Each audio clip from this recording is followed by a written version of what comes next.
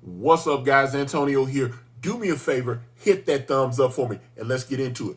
All right, so by now, I'm sure many of you have heard that Disney Plus has decided that their Willow television show that starred Warwick Davis, kind of, well, he's in it. I'll get into that. But it starred Warwick Davis and a couple of other people from the original movie was Joanne Whalley, who they wanted Val Kilmer back. They couldn't get him back. There's some Mad Mardigan voiceovers. I think that voice, unless they had a really good voice actor, that person that you hear calling out to the daughter character, it sounded like Val Kilmer. They couldn't get him on screen, but it sounded like they were able to record this. But I know he's had he had a stroke and all this kind of thing. Because if you saw him in Top Gun Maverick, that's how Val Kilmer is now. But he wanted to be there. I know him and Joanne Whalley were married for several years. They met on Willow. They got married. They had two kids. I know his son's an actor, and but they got divorced. But yeah, I think they have two kids together. I've seen the son. The son, Val Kilmer's son, is with Joanne Whalley. I think they have a daughter. But yeah, I'm pretty sure, unless they just got a really good voice actor, that the voice that was like, help me, you've got to free me, or whatever, that person, if you watch the Willow Disney Plus show, that person sounded very much like Val Kilmer. I think they were able to get him on voiceover work. But if I'm wrong about that, hit me in the comments and let me know. I'm just guessing. Like I said, I didn't even look it up. It just sounded like Val Kilmer's voice. That's why I was kind of curious. But the show, like I said, they did what 9 episodes or whatever.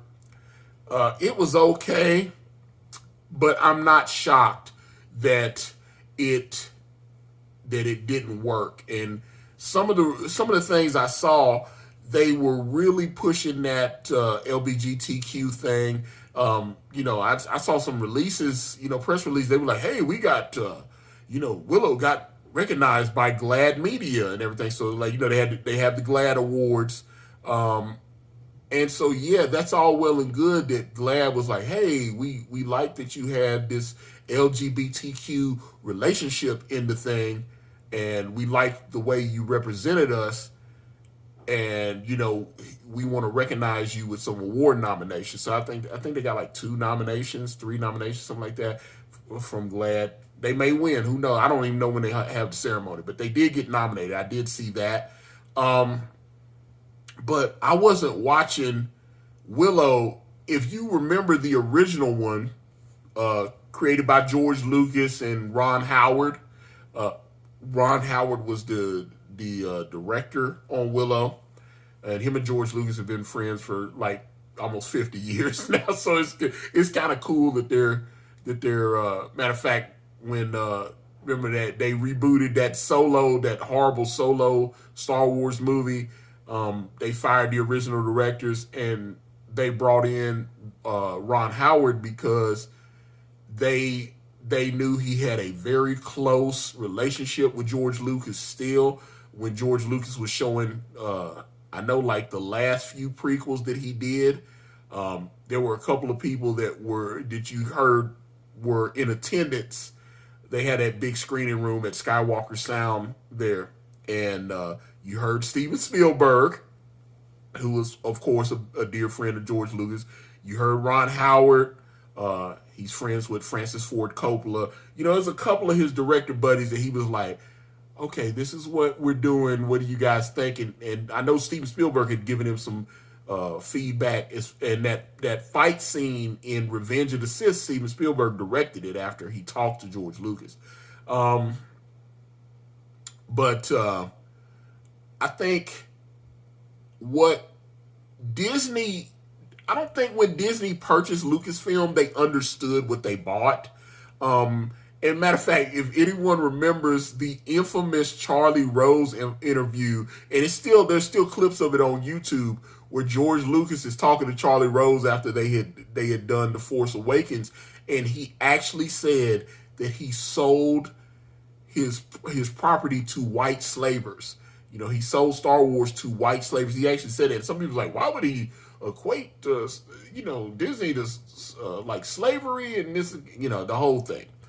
I wasn't triggered by that, but I saw The Force Awakens, and I was like, it's okay, but it's more the same. And I do think J.J. Abrams especially had good intentions when he opted to direct the first one, and then he was like, well, I can't, I want to do Star Trek, so I can't do the second one. And they brought in Rian Johnson, and the second of the Disney Star Wars film just didn't do it for me.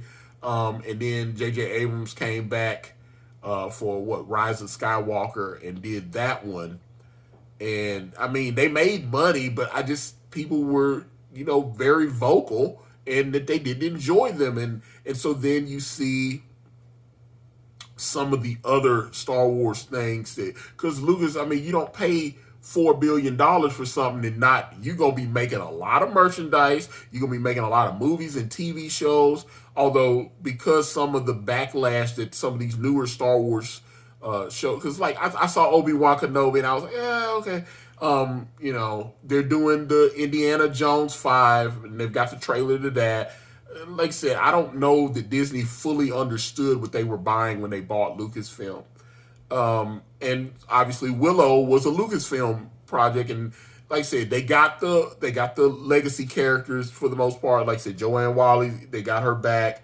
They got Warwick Davis. One thing I didn't know, Warwick Davis, apparently I was reading about him, and he's got some medical issues due to, I guess, to his dwarfism and whatnot. And if you watch it, he's in it, but they use him sparingly. They're like, so I'm happy he got a check, but yeah, you see more screen time with these new characters than you do with Warwick Davis. He's in it. It'll be like, hey, let's do stuff with these new characters that nobody cares about, and then Willow shows up. Okay, more scenes with these characters that nobody cares about. Oh, here's a lesbian kiss. Warwick Davis. It's like, that's what it is. And so, and they had some people that I was kind of surprised that they picked. Let me see, what's the guy? The Tony Revolori that was in all the new Marvel Star Wars, Spider-Man films. He played Flash Thompson, and a lot of people were like, man, when he showed up as Flash, a lot of people was like, I hate this guy. He gets a lot of hate on social media, and some people was like, well, it's because they recast or race swapped the character or whatever. And I'm like, I've seen him in other things besides Spider-Man. He's not very likable. I gotta be honest about that. Okay, he's just not very likable as Flash, and all the other things I've seen him in. I didn't enjoy his work. He's in Willow. I didn't enjoy him in Willow. I gotta be honest about it. I find him kind of annoying. Let's see. And then that what's her name? Erin Kellyman, the chick from Falcon and the Winter Soldier. One world, one people. Didn't like her in the Falcon and the Winter Soldier. Although I did enjoy the Falcon and the Winter Soldier show, she wasn't something, they limited her in some, except for like the finale when she had to do the fight and all this kind of thing. But I always love when they go, okay, well, let's take a big strong man and make him this little tiny woman, but she's going to be strong. She's going to be stronger and smarter than the man, and she'll be able to hang just like any other man. And I'm like, okay, yeah. And she's kind of in the same kind of wheelhouse here, where she's this, brilliant warrior sword fighter chick, and she's stronger than, any man and all this kind of thing. And the whole, Mad Mardigan and his wife, they had twins, and of course the male twin is a weirdo and apparently can't, keep women off his mind. I mean, he's doing, typical teenager stuff like, oh, and the female twin is, of course, she's LGBTQ, and she's in love with the Aaron Kellerman character, and they're both like, oh, she's just a dear friend of mine. And then she's like, okay, she's not really a dear friend of mine. I'm in love with her.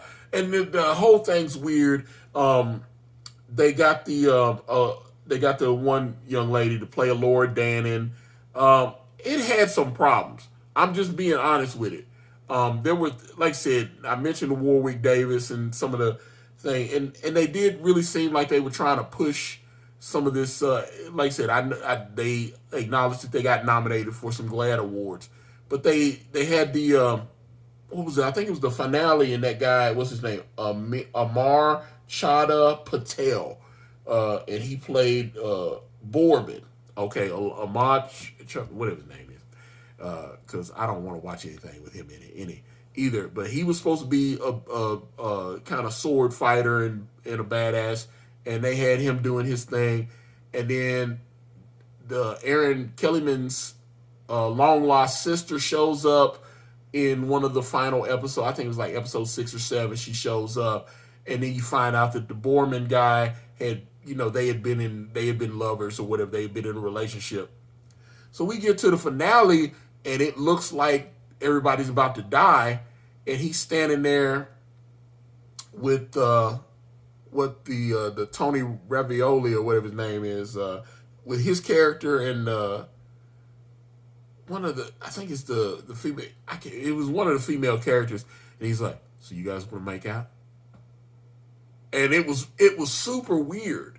It was super weird that he did that, and then he, they were like, okay, and then he was like, okay, so neither one of you want to make out. Obviously, Tony's a guy, so I was like, okay, so somebody, one of the producers or whatever, they were trying to make a statement. Like I said, if they were trying to get nominated for GLAAD awards, that's what it was. But you should have been focusing on, how do I make a good show that people want to watch that will stay on the air and get picked up for a couple of seasons.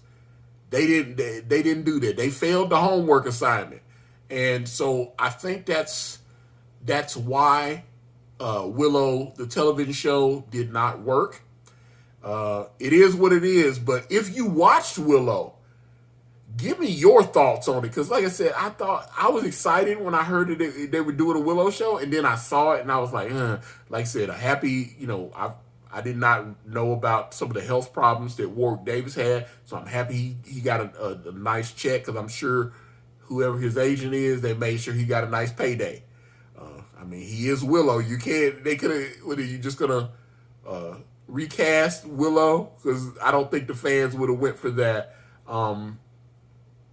But and it's kind of weird, because the show, if you watch the final episode, it ended on a cliffhanger. So we won't get that resolved, obviously.